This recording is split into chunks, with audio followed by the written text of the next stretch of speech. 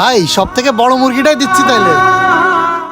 সর্বনাশ করেছে, তো 2 কেজিও হচ্ছে না। ভাই দেখেন দিনে আপনার টাকা পড়ে গেছে কিনা। কই ভাই?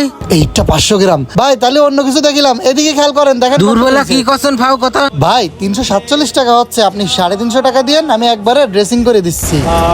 যাক, ইট দিয়ে ওজন বাড়াইয়ে 10টা মুরগি বেচেছি, 10টা মুরগিতে 750 টাকা লাভ হয়েছে। কিটা কল দিচ্ছে আবার? বুঝলাম না, ছোট ভাই ফোন দিচ্ছে কেন? ভাই ব্যস্ত ফার্মে এসে দিন।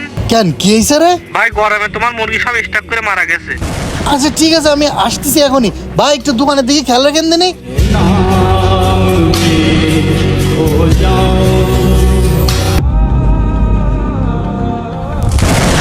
ভাই সব শেষ।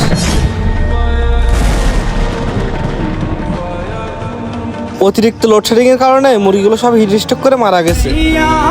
হায় আল্লাহ, তুমি আমার কোন পাপের কোন শাস্তি দিলা? আমি তো ব্যাংকে অনেক টাকা দিনা আছি, এই টাকা কিভাবে দেবো আল্লাহ?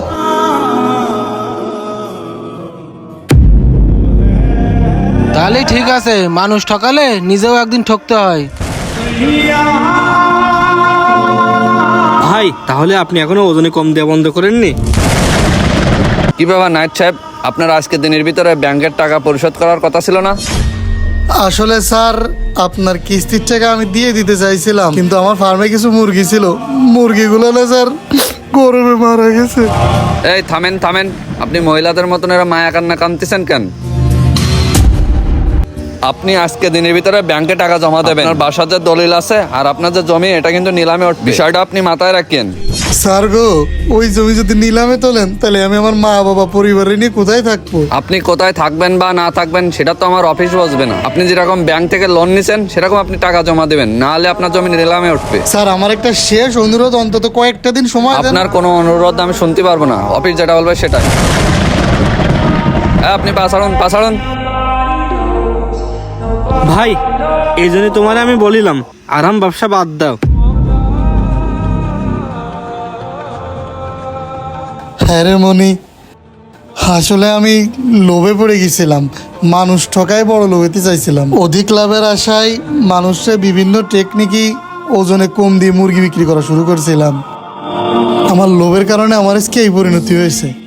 আমার ভুলটা আমি বুঝতে পারিছি। স্যার, আমি পাপ করেছি, আমার পাপের শাস্তি আমার পাওয়াই লাগবে। আপনি আমার বাড়ির জমি নিলামেই তুইলেন, আমি বাড়ি খালি করে দেবো। এই মুহূর্তে আমার টাকা দেওয়া সম্ভব না। আচ্ছা ঠিক আছে, আপনার বিষয়টা আমি বুঝতে পারছি। আপনি তো সব কিছু স্বীকার করেছেন।